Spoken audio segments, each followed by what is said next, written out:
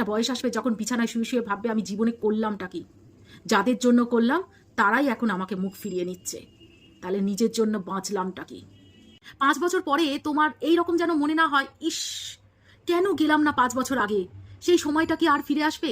তখন তোমার কাছে অপরচুনিটি ছিল, পকেট গরম ছিল, কিন্তু তুমি সাহস করে উঠতে পারোনি, তুমি সময় দিতে পারোনি নিজেকে যে আমি একটু ঘুরে আসি, বন্ধুদের সঙ্গে কিছুটা টাইম স্পেন্ড করে আসি, নিজের মাইন্ডটাকে ফ্রেশ করি।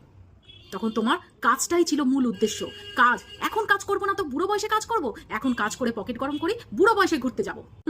বুড়ো বয়সে শরীর বলছে না, তুমি তো এখন বুড়ো হয়ে গেছো, তুমি কি করে যাবে পাহাড়ে? তুমি তো পাহাড়ে একটুখানি চড়তে গেলে এরকম করবে, আর কিছু করবে না। তোমার হাঁটু বলবে না তুই যাস না, যদি ফট করে মুচকে যায় তখন মুশকিলে পড়ে যাবি। তাহলে পয়সা গরম করে তখন এত এত কাজ করে কি লাভটা হলো?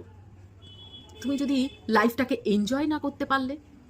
তাই বলি, এইটুকুনি পয়সা হোক, সময় পেলেই ঘুরতে চলে যাও, মাইন্ডটাকে ফ্রেশ করো। আরে বাঁচতে এসছো, জীবনটাকে এনজয় করতে এসছো, শুধু গাধার খাটুন খাটতে আসনি।